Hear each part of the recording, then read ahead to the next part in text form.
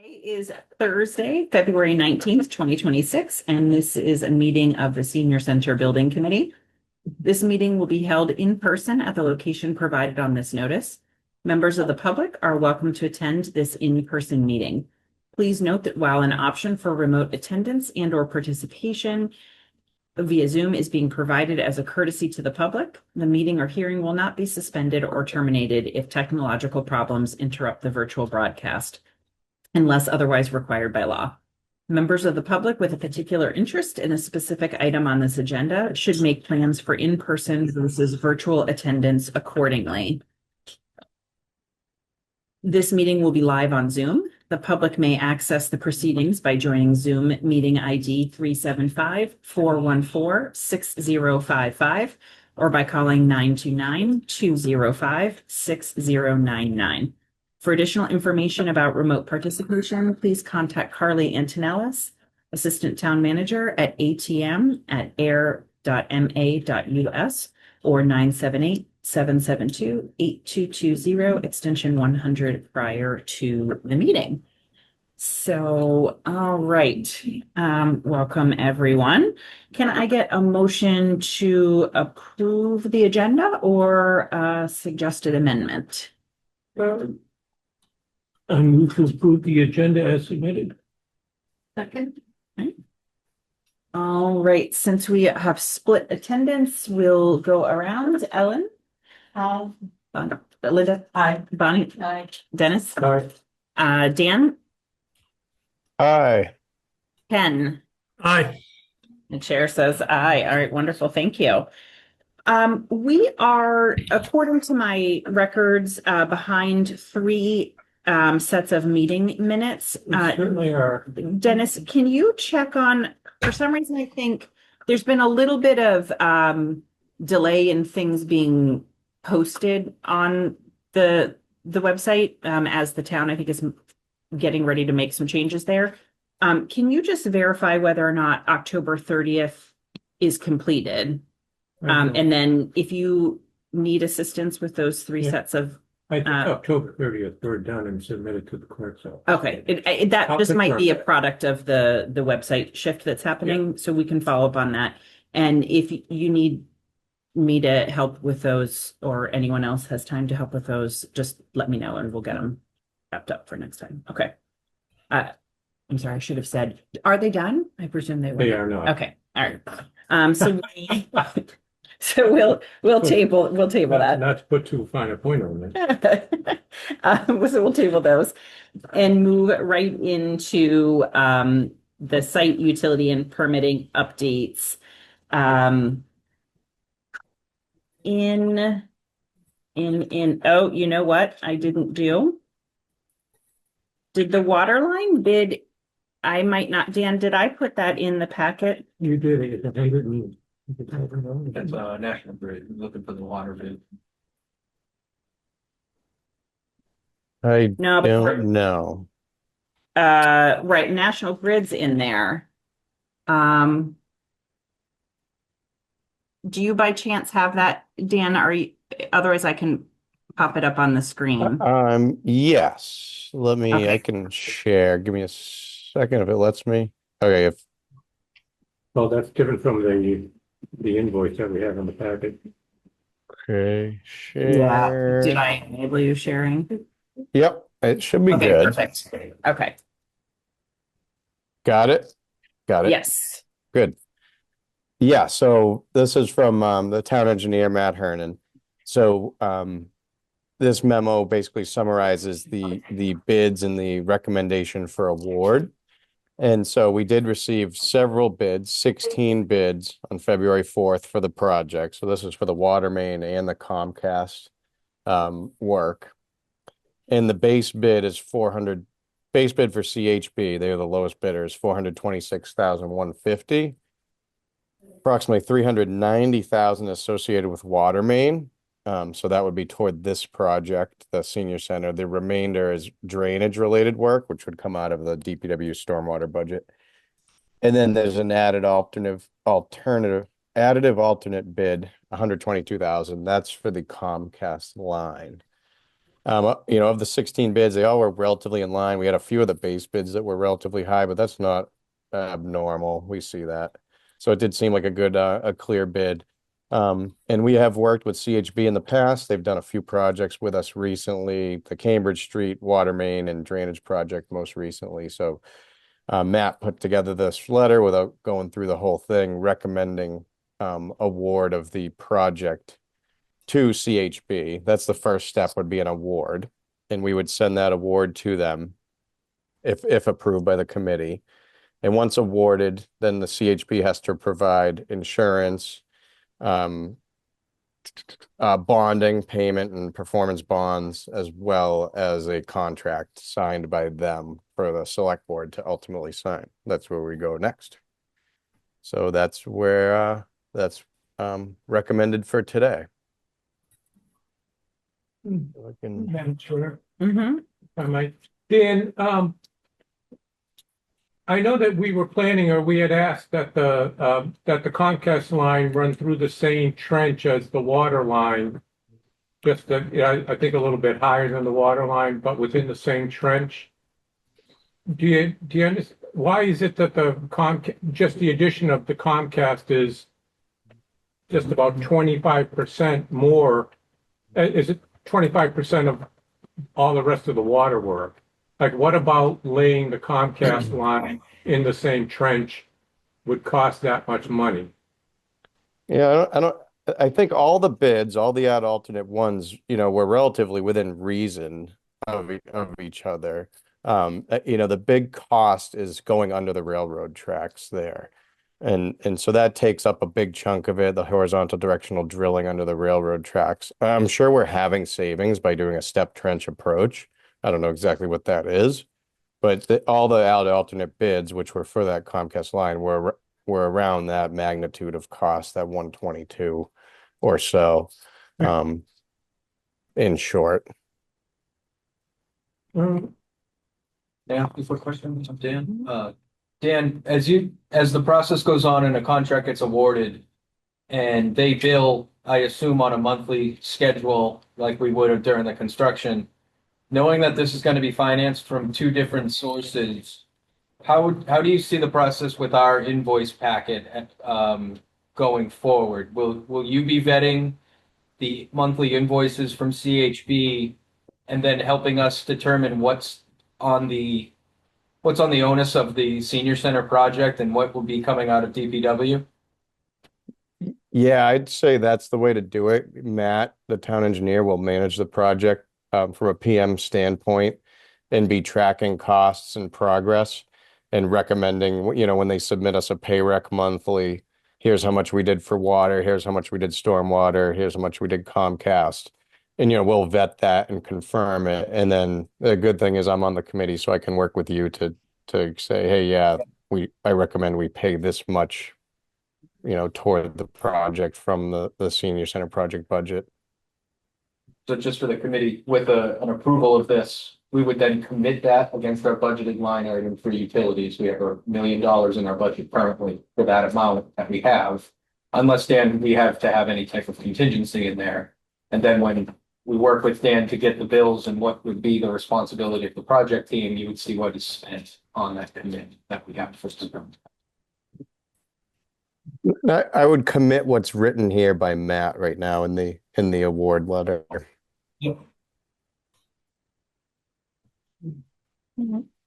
Any other questions, or do we want to take a vote to accept the water line bid? So does Dan V, this is John, does that, so adds up to 512, 410 is the total? Yes. Okay, because I didn't see it, unless I'm missing it, I didn't see a total there. So I added the two together. Oh yeah, there it is. Oh, Jesus. My computer is very tiny print, so I missed that. All right. Great. I got a question for Dan. So does it make any sense to, I don't know, I think I mentioned this to you on my own, but that let's put it this way, if we give him the contract for 512, 410, and we try to revisit the Comcast piece. The water is a phenomenal price. The Comcast seems high to me too in relation to the whole project. Is there a way for him to work with us and ask if there's a potential better price available on, or are we stuck with the 122, 410? Yeah, I think we're stuck. You know, I can bring it back up. When I look back at my notes, when I met with Jody from Comcast, the potential to go overhead, there's not enough height there for Comcast to go overhead. And then Okay, the alternative routes, Jody and I were looking at any way to get there. This is the a planner from Comcast, and other routes would cause a lot of headaches and time because there'd be easements required with National Grid and okay, other items. So this was the best, cleanest way to do it. You know, I think if we start looking at another way, it's gonna end up slowing us down. But I think okay. we can still bring up the height and just double check it. Maybe there's a way we can get overhead over the tracks again. But I know with Jody and working with him, I looked back and we had talked about it and we couldn't. After I'd talked to you, I looked back at my notes. Yeah. I guess the only thing I was thinking about is not necessarily Comcast if you're convinced that's the deal, but asking the GC if he actually saw a potential cost saving anywhere else in the 122 as well. So let's assume Comcast, there's no other way to do it. We've got to do it this way. But since he's a contractor we work with, maybe we could at least have a conversation with him and say, do you see anything here that we might be able to do differently? That's all. The one thing I would mention is that in fairness to that price, is that this contractor is laying the pipe. Comcast is Putting in the cable. putting the cable in, and that's on he's including Comcast's cable in this price. Now Comcast might be, it's fiber, probably. It's not No, coax. It is coax. Yeah. Oh, it is coax. It's not fiber, really? no. Surprised.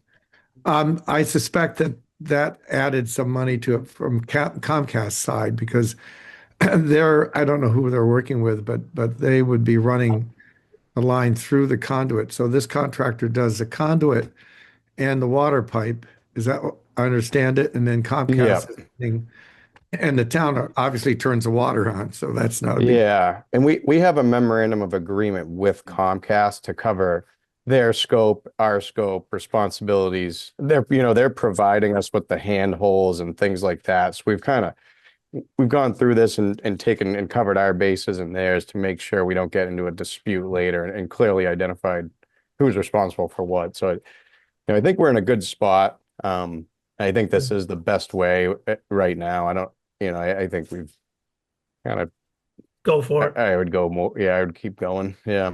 This is a Chapter 149 bid. No, it's 3039M. It's a Oh, public okay. works bid. A little bit different. But Yeah, it's probably not as similar intense. requirements. You can't mess up too much with the bid afterwards, but Okay, No, thanks. it's very similar. It's just I think 149 is more stringent and intense than 3039M. But yeah. So not to waste time, but I'll take an opportunity since I see Robert on the line. Robert, is there any potential that we could talk to people higher up in Comcast and have them be interested in granting us some fees against this project? Since the 122 to service one building is a lot of money, and they may have an interest since they have the contract for the whole town. So I just bring it up as a note, to keep a note on that. Maybe we could bring it up to the people who we contract with Comcast with. Yes, through the chair, just to Mr. Diskin's point, yes, we can definitely follow up with Comcast and our rep. That's a good idea. So I will Okay. connect with you offline. Thank you. You bet. And Robert, if I might add, and maybe for Brian and Matt, I had read somewhere that there are grants available for bringing broadband to unserved locations. Mm-hmm. And it's been, obviously, broadband is very prevalent all around town, but this is a location that didn't previously exist.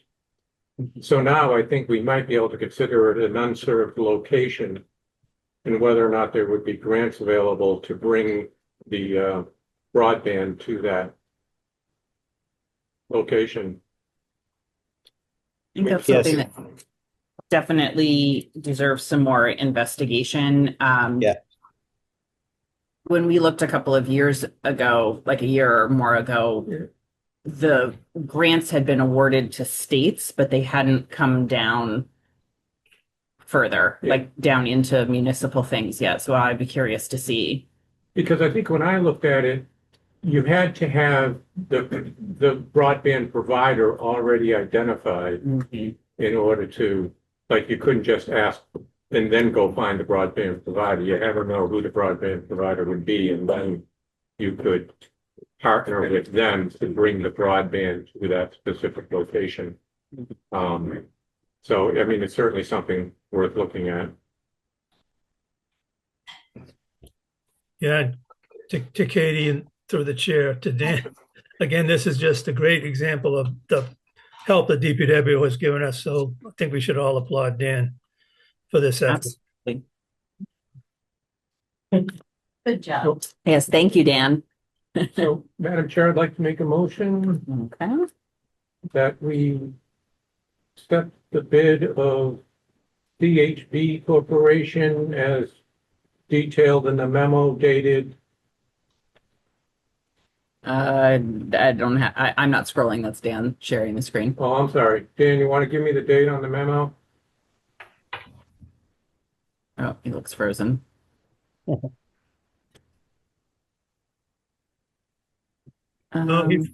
he froze, huh? There Oh, there we go. The memo from Town Engineer Matt Hernan dated February 6th, 2026, and the total amount of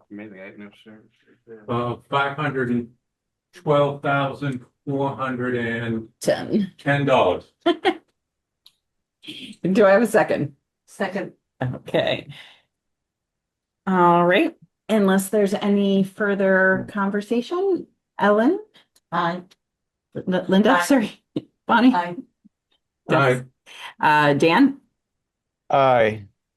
Ken? Aye. Chair says aye. Thank you to Dan for all of your work on that. Yeah, we need all of the utilities to open the building, so thank you. This next item is also still you, Yeah, Dan. let's see. I believe you had a meeting with Goddard today. Are there any updates to report? Yeah, hopefully you hear me and I don't freeze on you. My internet was a little shaky, but I think I fixed it. I'm away with the family. It's school week thing, But not not a lot to report to today's meeting. We did meet with MIPA today. We were supposed to be next Thursday, but I was able to push it forward, which helps. But really what we were looking for was what's called a phase 1 waiver from MIPA. And basically to waive the portion of the project, which is the waterline Comcast connection, because it's within the corridor. And what the discussions ended up being is it really wouldn't save us a lot of time with the MIPA process to do that waiver. So really, essentially, we should consider it part of the MIPA process. And I talked with Steve Ribberty and the Goddard team, and I'm going to be connecting with them on Monday to put together a permitting schedule, because now we know exactly what all these agencies need and want. So let's get this scheduled together and let's get moving is the next step. So with MIPA, it's in what we call EENF and a proposed EIR. It's a streamlining way of doing it when we're in that environmental justice community area, which we've been over before. But essentially, we got to go through this process to move it forward. And I think it would be best if I don't speak so anecdotally, but get that schedule from Goddard and bring it and report it back to the committee and also the work group of where we go. On Monday, I'll be meeting with them to hash that out. I don't think it's going to slow us down so much with the water main project, because speaking with MIPA and with Natural Heritage, we've talked about, in my opinion, and others as well, that project seems to be exempt from permitting because it's within the roadway corridor within a certain distance. So I think we can, I don't think we should have any issues continuing that part of the project, but more to come. And I think that's in short where it's at right now. Great, thank you, Dan. Sorry, we lost video here, but hopefully everyone can still hear. I hear you. Yeah. Okay, great. All right, Ken, were there any updates with the A&R and planning board process? Okay, so as far as the A&R is concerned, David Ross filled out the form that we need to submit for the A&R, and he promised me the actual plan like today, but I'm away as well. And that'll be simple. So I will bring that application. We agreed that Dan Vinchkelko will be the signer for the town on these applications. So I'll bring the application down to Dan and the plan, and we'll just double check it when I get it. But I'm hopeful that the planning board has a meeting on Monday, so we're going to probably miss that one. But by the next planning board meeting, which will be the second Tuesday in March, we'll have the A&R signed. In addition to that, John Catlin, civil engineer, DeVellis, brought forward a set of the civil drawings much too close to being complete. So he's working on just a couple of upgrades, I guess, based on our comments from the matrix or whatever you want to call it. And so we're very close on the civil. So there's a chance that actually in the next couple of weeks, we'll be able to turn the application for the site plan approval in. And that'll also include the stormwater permit approval. DeVellis gave us and stamped it already, the stormwater management stormwater not the application, excuse me, but the stormwater Narrative. and the whole document that complies with the requirements for the stormwater application. And it's stamped. So that's ready to get an application assigned to it. So my opinion, by the second Tuesday in March, the documents should be ready to go to the planning board. Now, I may have to work with John back to DeVillis on a couple of comments that we have, and Dan Vinchkelko had a set of comments as well. But I would say let Dan comment, but it appears to me that if we incorporate the comments from DPW, we're actually ahead of the game, because what typically ends up happening in a standard application, the package goes in, then it goes over to DPW. So DPW has given us a head start by giving us a review prior to submitting to the planning board. So I say by my report on it would be that to get it to the planning board to be on the meeting in the first meeting in March. If that doesn't work, it'll be the second meeting in March, because they may have to distribute it to other departments before it hits the meeting. So the worst case would be the A&R on the first meeting in March, the application for site plan and stormwater permit the second meeting in March. And then, we talked about this before, probably 2 meetings or 3 meetings, and we'd get that done. So by the end of April, we should be through that. Great, that's wonderful. That's right on schedule. Love it when that happens. Ken, can I ask, and maybe for John and maybe Dan as well? So just for the public's understanding, there are no kind of engineering issues with our ability to store those stormwater on site.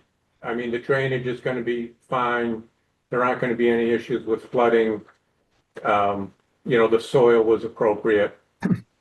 Very good soil, and our engineer, he has a very large retainage area.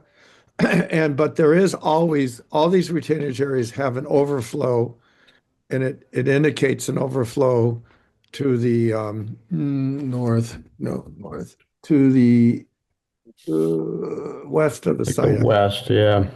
I think the answer to Dennis's question is that the stormwater calculations, the testing in the field, the deep hole tests that were done to determine stormwater locations, and the same thing applies. I'll give you a second answer. The same thing applies to the septic system location and the testing done for the septic system. So the drawings now are complete in that aspect of the work.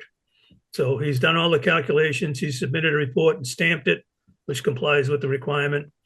And the civil engineering is good on the site, and there's no issue. Yeah, I agree. I didn't look close at stormwater. Matt Hernan will look a little closer, but I don't foresee any concerns. Yeah, he's a pretty tight engineer. He's been very good on our projects, and hopefully Dan V and Jim if and your chief engineer will come to an agreement if there's any issue. He's very accommodating to work out things with the town. So Yeah, no, we definitely will. We know the importance of this project too, so we'll make sure it goes well. Yeah, one final comment though to John and then back to DeVillis. This is most likely going to be an expectation that he should come to one of our working group meetings. Maybe then not the next one, then the one following that. So the working Sure. group can talk to him directly about the civil engineering plans that we have. yeah, No. I'll check with him, but I do know that he'll be at a planning board meetings.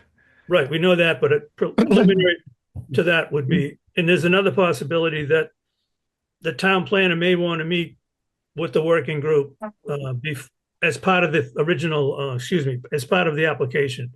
So leave that open too. There's a possibility of a meeting with even though I've met with him a couple of times and he knows what we're working on, it still makes sense to take the set of drawings to him before as simultaneously to the applications is what I'm getting at. And then have a meeting. You're directly. talking about meeting with the committee, not the working group. No, I'm talking about working with a working group. Okay. The working group would meet the town planner in a meeting at the town hall with the town planner, with the applications pretty much ready to go and sign. And then he would give us a quick review of everything and find out if there's anything that's completely missing, which I don't think he will, but it's just a good procedure and makes sense to open up that conversation. Yeah, and if it's possible, it might be possible to do it by Zoom for him. He comes out of Foxborough, which is south of Boston. But I'll ask him. He's Yes. pretty accommodating, and I'm paying him a ton of money, so I think he should show up. Okay, so that would be something we're gonna have to plan for in the future. Great. Anything else on site utilities and permitting update? Thank you, everyone, it's a lot of work on that topic. That brings us to the design development review matrix. Last time we presented the design development drawings, and the next step has been, since our last meeting, each member of the committee and has been providing feedback. So Matt, do we want to introduce Sure.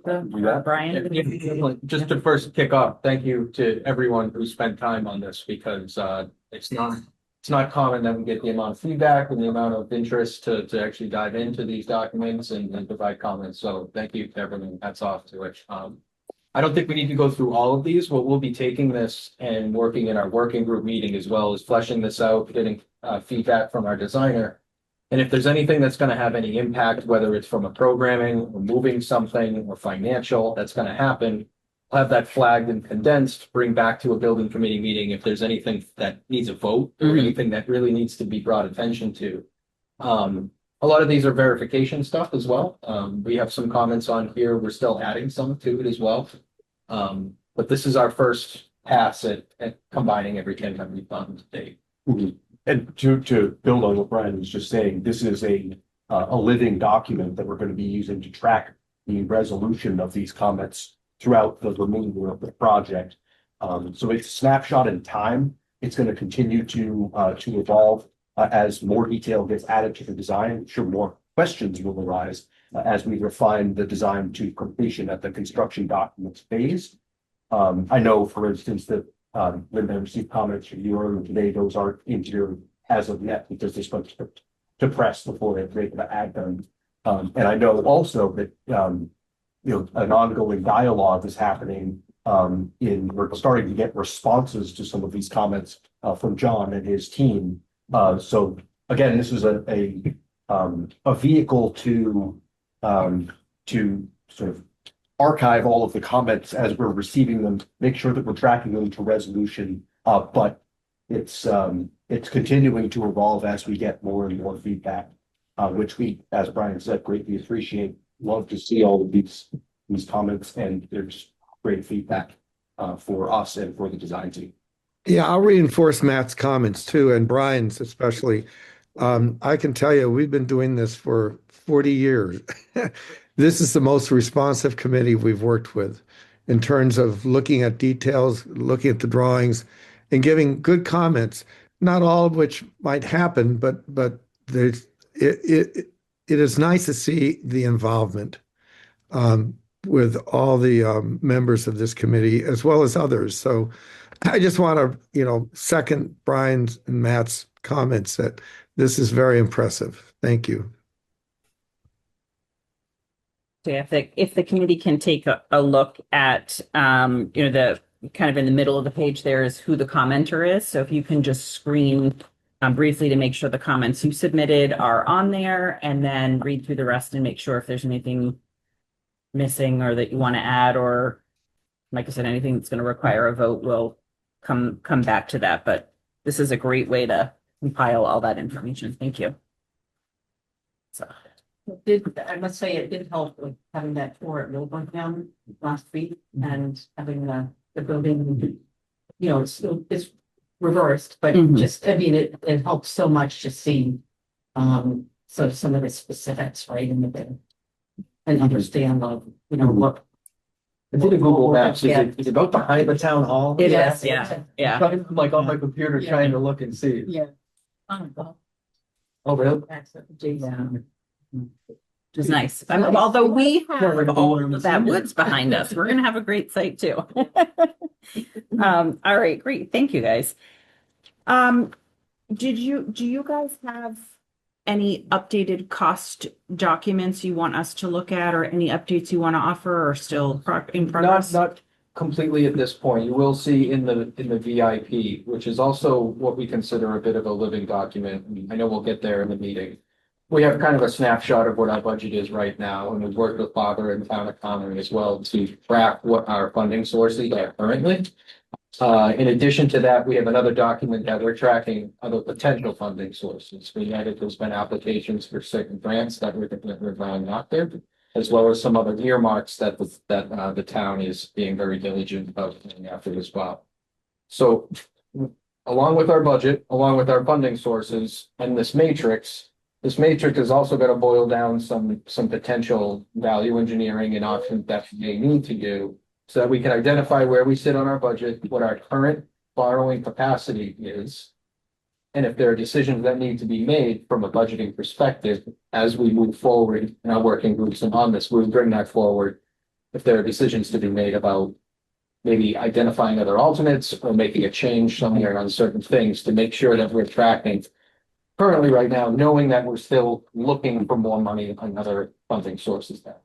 So nothing concrete to send out right now, but I'm hoping that this will boil down and develop into, we'll call it either an aesthetics or material changes, and then also financial changes that we can track and bring forward. Okay, all right. So then at a future point, we'll have another check-in about where we are with price, and then if any changes are needed. Yes. Okay. Our goal would be, and I think we need to do that relatively soon as well, though, but for our next building committee is have a good breakdown on funding, proposed funding, hopeful funding, as well as where we sit currently right now. Mm-hmm. We know that there's a lot of comments and there's a lot of back and forth going on with the estimator, that there were some things that need to be tweaked on it.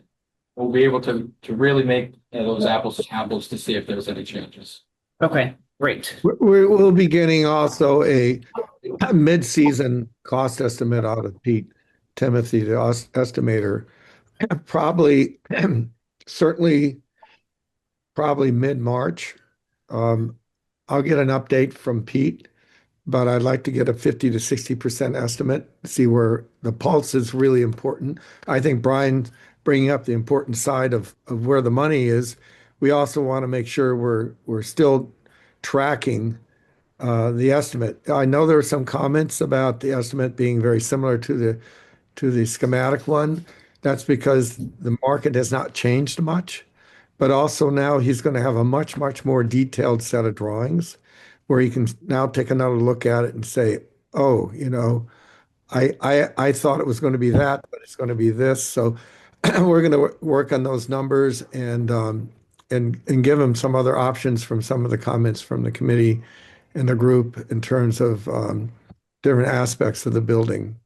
the stone base and things like that. We make sure that we have those things figured out in the alternates. Thanks. So one thing I wanted to, and we'll work on this during our working group meetings, is setting that schedule of when we're anticipating that estimate.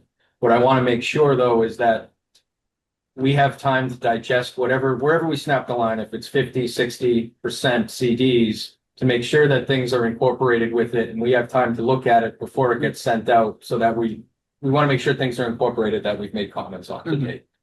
Absolutely, Brian, we will make sure we do that.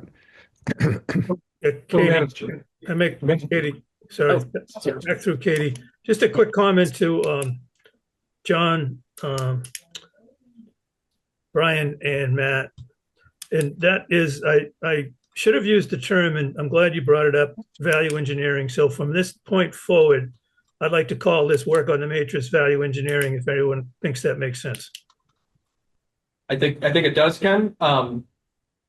What this needs to, because there's a lot of comments in here that have no financial impact at all, and so Right. we're trying to identify that and make sure that they're, even if we have to pull them out and create a separate document for it so that they're highlighted for that. But yes, I agree. Okay, thanks. Maybe color code. Yeah. Yep. So, Madam Chair, if I might, so, and this is in keeping with Dan's line 81 comment regarding the cost estimate. I think it's important that we all be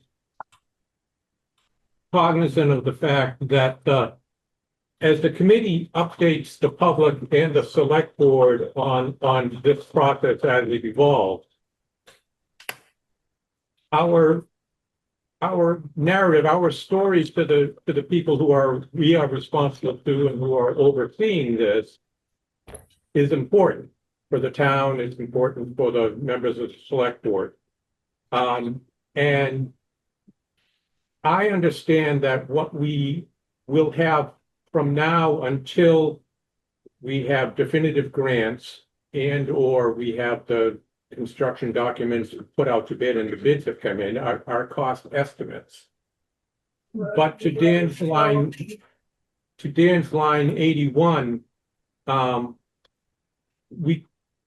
budget is getting tighter as we speak. And how we tell that story about, although the budget appears to be getting tighter, we are still on track to come in at or under the allotted funds is important. So how we are going to do, because again, this is going to have to happen before mid-March. When mid-March, when we go in front of the select board and say, everything's hunky-dory, we're on track, budget looks reasonable, the cost estimates have come in where we pretty much anticipated. If that story shifts, we're gonna have concerns expressed to us, shall I say. So I just kind of want to make that explicit. And any thoughts you might have about how we can mitigate any risk in that regard would be great, because obviously there are the funding sources are not as flush as perhaps they once were. So we are at risk of having declining funding sources plus accelerating costs. And those two things working together would not be favorable. One thing I'd like to add that's going to be very important with this is Dan V providing the permitting schedule that we have, as that needs to be overlaid. We won't be able to get a building permit until we're cleared from all of the permitting that needs to happen on that. And so we want to make sure that our design schedule lines up with that and that we're going out for an estimate at the correct time so that we can tell the estimator when we feel as though we're going to have things we know as accurate as possible what these. Also, I think one other thing is that although the funding sources are still tricky, and I know everybody's working hard on it, right now, the construction costs are not necessarily accelerating. It is always a concern, but actually they're staying level or dropping. There's a lot of hungry contractors right now because there's a lot of uncertainty out there. So we need to be conscious, aware of the fact that this is the most exciting part of the project is hitting the budget. And it's always, a nail biter when the bids come in. We've been fortunate over the past few years that it's not been so bad. But I can tell you right now, our estimator will have a good pulse, as well as I think Brian and Matt and his team will have a good pulse of where things are, because I'm sure you have a lot of other projects that are being looked at and bid. And we'd love your input in terms of what you're hearing from your group. And we'll work closely with Pete and what he's hearing from his. He's estimating a lot of projects right now, and he's getting a number in on bids. So he's going to give us a pulse. Right now, he's been very positive. So I just want to. There's going to be a lot of anxiety over the next 3 months, But which I'll be part of. I think we're all part of it, understand it. But one final comment from me, Katie, on, thank you, Dennis. We're all thinking the same way, but there's good news. The good news is one big line item that we had, which was the $1 million for utilities, that risk is going away. We have pretty much put those bids in place and they're under our budget. So the good news is that we have bid out some work, and we have worked with National Grid and developed, the engineering for the water lines, and that currently shows the savings. So I think that's a big deal, because a year ago, I think one of the things we were thinking of is maybe the utilities are $1 million, maybe they're $2 million. We settled on that budget, and it looks like we're going to have a gain there early in the project. Just a comment. Yeah, it's great. Always like to see that, right?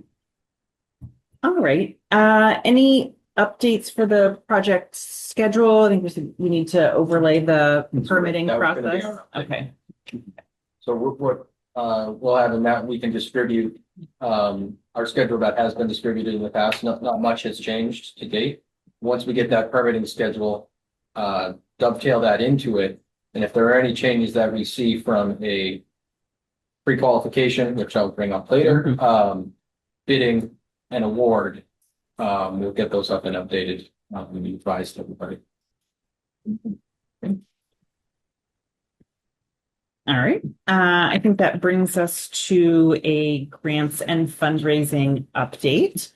The only updates I have are the Community Compact IT grant was submitted on February 5th for $170,000 towards the IT and AV needs for the large multipurpose room. Everyone knew that was coming, but I just wanted to let you know it was actually submitted.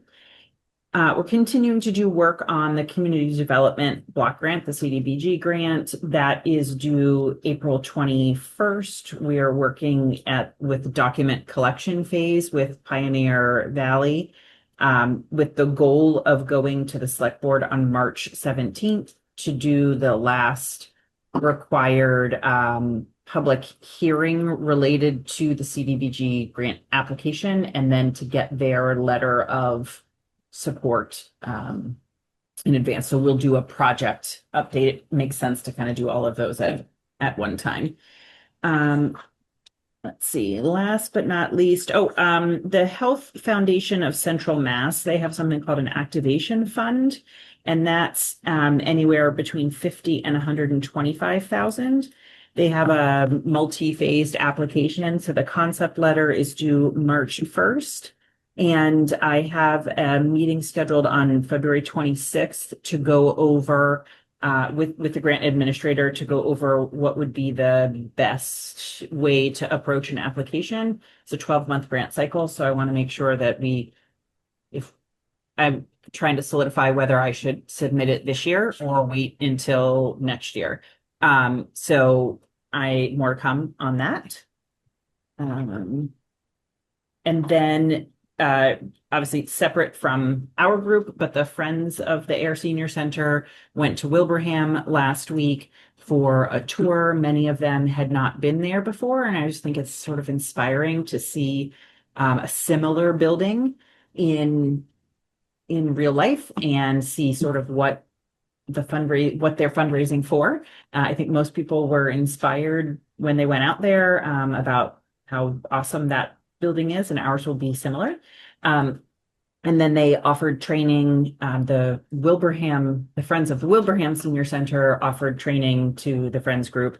And they left with, I think, an overwhelming amount of information. And they met on Tuesday night to really begin to break that down into more actionable steps. And they did vote to change the target amount that they are looking to raise. Was it 475? 440. 440. So I think they had said 375 before, now 440. Some element of that reflects their recognition of the expenses required for plaques. So I think it's not going to be a measurable increase to the bottom line of the project, but I think it reflects a more realistic idea of the funds that need to be raised. What we've had success with is once the contractor's on board, they'll have their own signage contractor as well. Okay. Sometimes you get some efficiency and economy to bring that vendor in and sit with the friends Okay. and say, here's our Yeah. theme that we approve for room signage or ADA signage, stuff that's going to be required of a contract. We want it to flow with what you're putting in there, but it's also maybe going to be paid for out of a fundraising goal, just so you have that same language and Yeah. flavor and font that you want for recognition. Great. Yeah, that'd be fantastic. All right. Ellen, you coordinated that meeting with the Friends. Was there anything you wanted to add? No, it was very helpful and in terms of establishing a committee that would be a capital campaign committee and what the steps were and how to train them and send them out and how to communicate with the public and the research that you need to do and the recognition of the people who donate, such as plaques and letters and follow-ups and the accounting and everything like that. So I think, we don't have to reinvent the wheel. We have a great deal of information. They did it at a level that we'll never be able to touch. They spent, they started with a budget of 200 and something thousand that they could use, to do all this printing and they also had discounts to their people's jobs and things. So we're trying to hone this down and make it more manageable. But I think within the next month or two, we'll be ready to get started.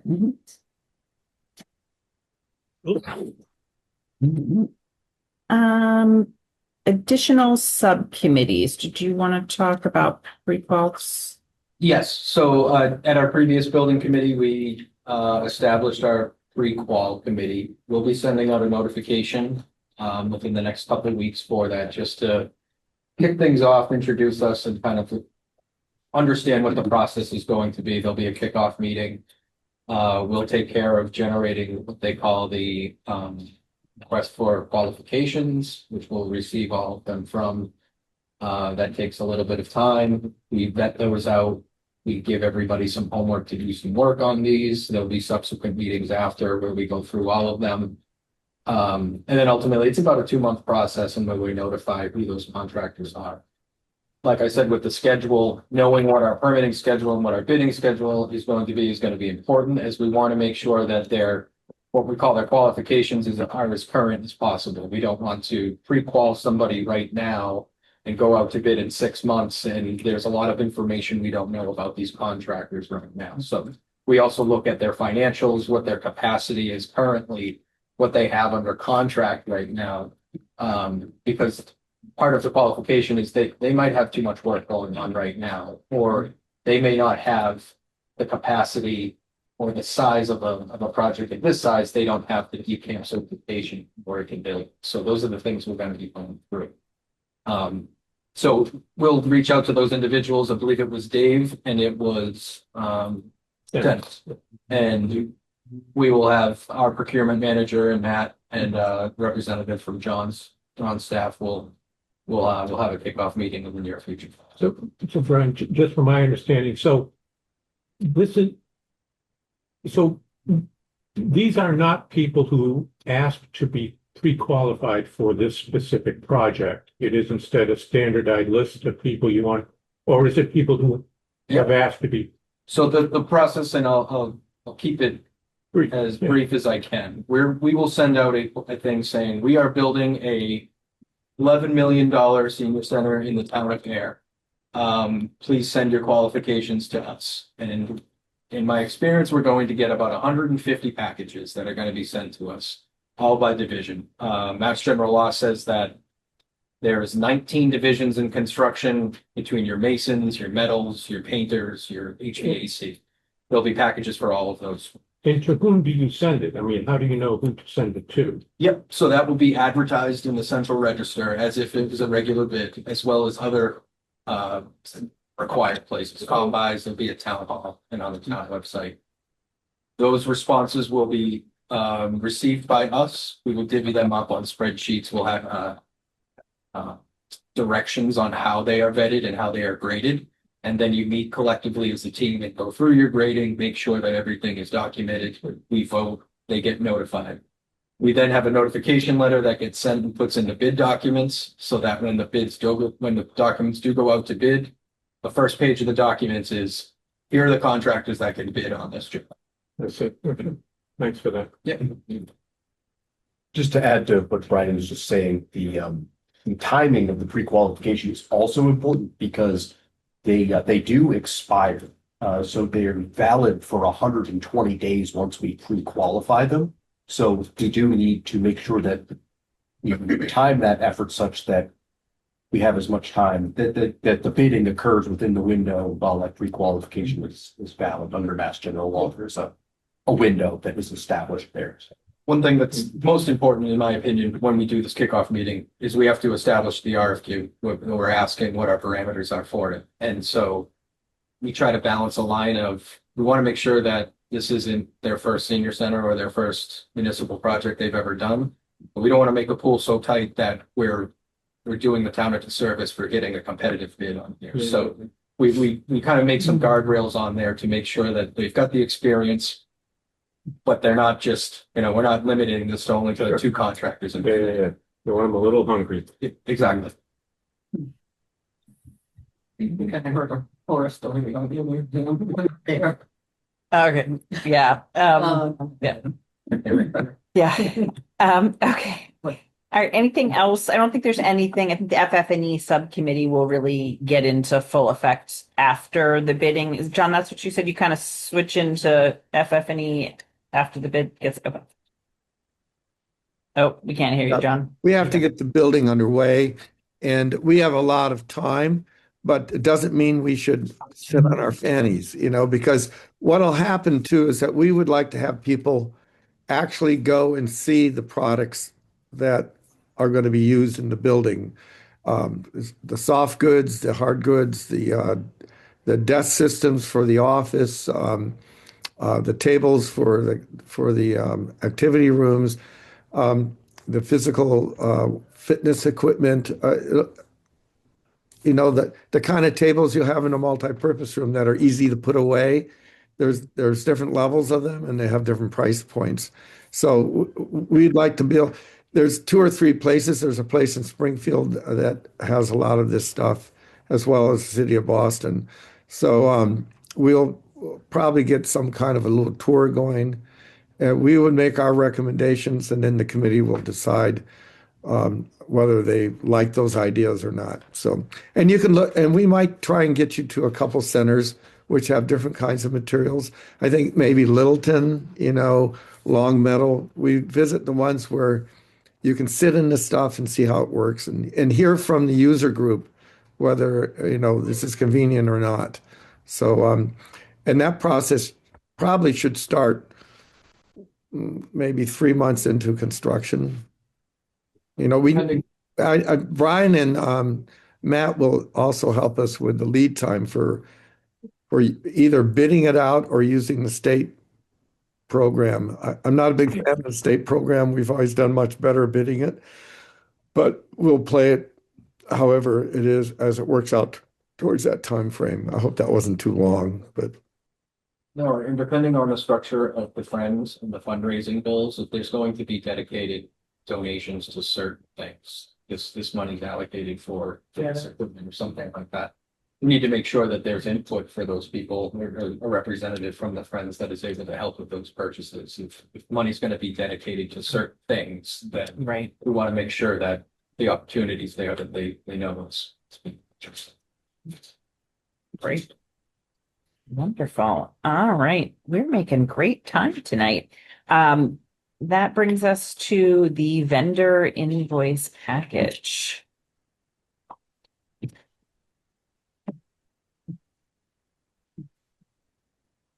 Honorable signature.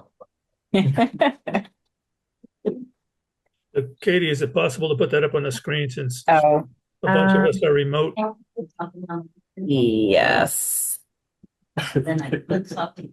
Shitty. I know. Do it this way. At the store checking out. That's definitely. Mine always looks like Morse code. Get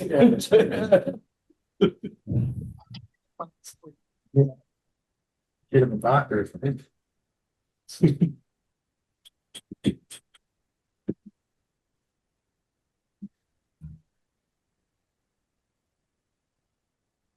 How to make this go away? Yeah, Yeah.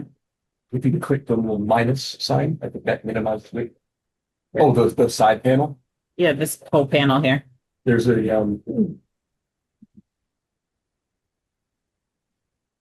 Yeah, it doesn't, but it doesn't slide. Oh, well. I'll just make it bigger. There we go. Can everybody remotely see that? Okay. Yes. Yes. Okay. All right. Do you want us to take this? Yeah. Oh, okay. Yeah. So, for month ending January, see the narrative page here on the front, talks about some of our new commitments and budget transfers. Those are based upon our working budget as we see it here. If we had to make any transfers, reasons for it, and any type of new commitments, which were the Goddard consulting tasks that we approved at our previous building committee. We also discussed the reconciliation to the owner. We've been in contact with Barbara with town accounting, who we've kind of set this up, trying to get the language correct so that it's jiving with the town's accounting as well. And then a list of our attachments here. First page on the back is just our recommendations, what we're recommending with the invoices that we have would be for Vertex, Catlin Architecture, and National Grid. Can't see that. Yep. Sorry, falling down on my job. There you go. This is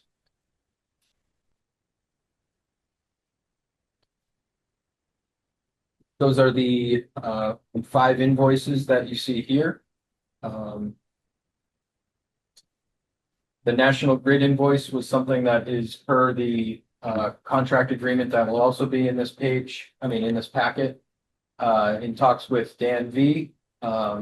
It would be good to get their payment in right now, although that the work would not be transpiring. National Grid is good to get your payment secured, and you can get in their schedule to make sure that this is working correctly. Okay, so are those 4 items on the right supposed to equal 416? That's correct. no, they don't. Okay, what am I missing? I got a 12, 11, 137, and Oh, 100. yeah. Wow. I apologize, Ken. One moment. Let me, It's about 260, so you're about 156. yeah,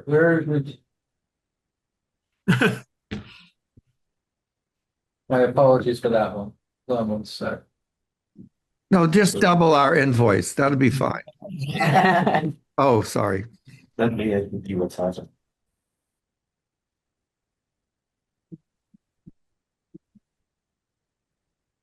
Well, I think you're asking for the full 416 though, right? No. I don't think so. No, they're asking for the 4 invoices to the far left. Far right.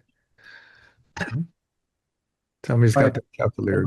What accounting was doing, they may not have, the formula that they have on here for the sum of this is not accurate. And whether that was a holdover from the previous month that we were recommending, I apologize for that. What we are recommending is the substance of this packet.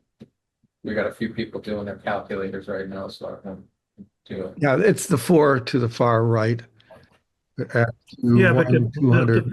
the language is important, Yeah, which says new invoices recommended by Vertex for payment. That's, yeah. No, should have no, to scratch that line out.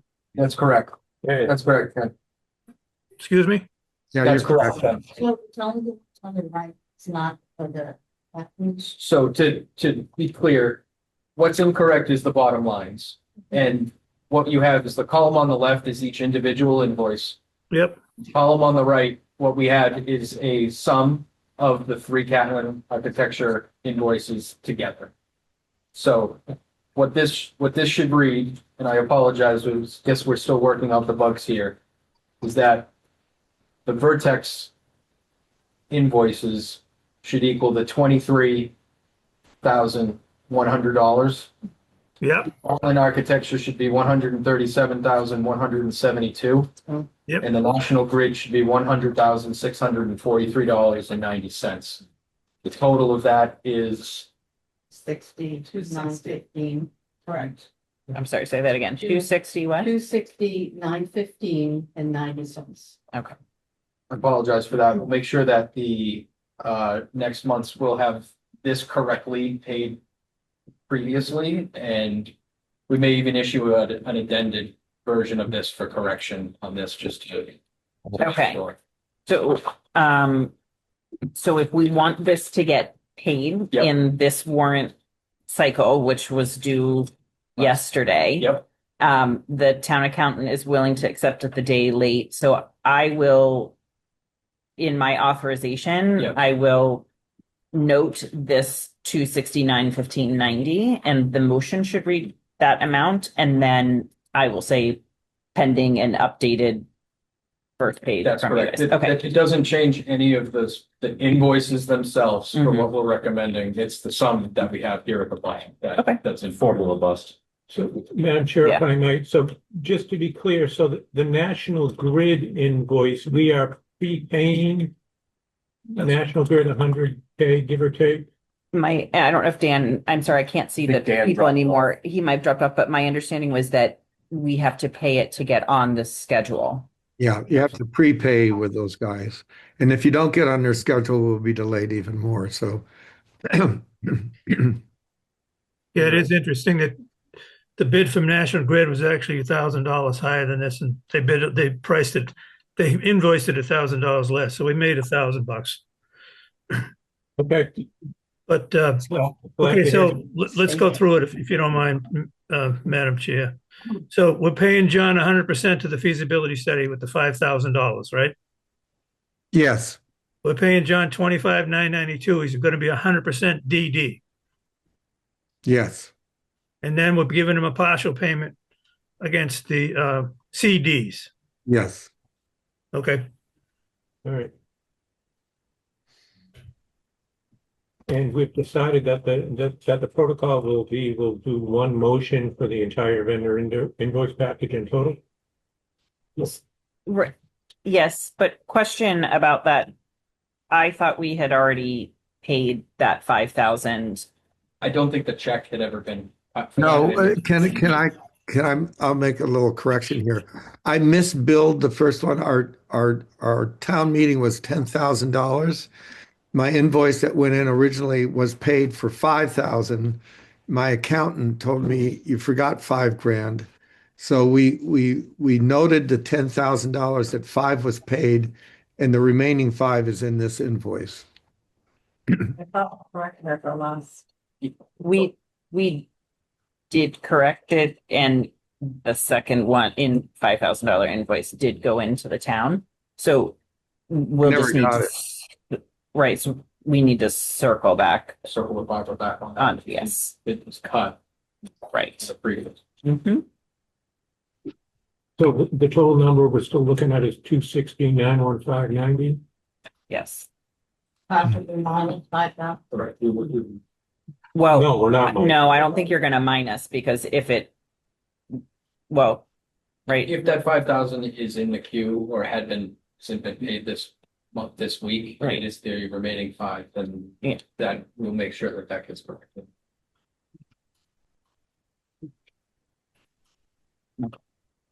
And then the last question I had was about the contingency on the final page. So I understand the first part of the transfer number one was for the cost of the election, which we didn't have in the budget because there was discussion back and forth about whose budget that would ultimately come out of. What's the second one? The 6132. It just says cost overrun in budget line. Oh, That's back on the first page, right? So this yes. one, interestingly enough, this one says VIP page one at the top upper right-hand corner, but is it page two? It's 12. Oh, it's not on this. No. That's fine. So what those are, Katie, we went through with, when we went through with our accounting and with Barbara, there were several vendors that we needed to establish a line item for, of things that had been paid previously. I believe one of those was, Atlas. That sounds correct? Yeah. We had here. Yeah. So we were trying to account for everything that had been paid previously that we didn't have any contracts for that we had. Okay. And so what our accounting is trying to do is kind of retroactively make sure that we have everything accounted for it. This project budget status that we're showing here, it differs slightly than our working draft that we're doing because it doesn't account for alternates and other things that we're doing. Periodically, what we'll do with our town's accounting and ours is to make a revision to this status report to make sure it's as current as possible. Okay. All right. So that's for the Atlas. That was for some element of site work. I'm trying to remember exactly. So it just wasn't, it's not that there was $6,000 spent that we didn't plan for. correct. It's just that it's being put Yep. in the Yes. budget that wasn't in there before. We would not Okay. be making any transfers or if we're not recommending the payment for it on our front page. Okay. All right. Thank you for that clarification. It's something that's already been paid, is what you're pointing out, Brian. You just needed to organize it where you saw it. Correct. We need to Yes. put it somewhere. You said it was Atlas, is that what the term was used? That was one of them. That was a Okay. vendor that's side on here, correct? It was one piece of the site work. I don't know if it was was it the boring? It would have been passing shear wave velocity test to Oh, yeah. classify soils for seismic for John's structural engineer. There you go. Yep. And a couple of other things. Yep. Okay. Awesome. Okay. Thank you. I think we brought in, didn't we bring in someone who had a machine to do some testing and whatnot. So there was miscellaneous stuff. Yep. Great. Okay. I guess. So any other questions or can I get a motion to authorize payment? Madam Chair, I make a motion to authorize payment based on the vendor invoice package dated January 31st, 2026. In the total amount of $260,915.90. All right. Ellen? Aye. Linda? Aye. Bonnie? Aye. Dennis? Aye. Dave? How do you vote? Aye. Thanks. And the chair says aye. So wonderful. Thank you. Ken?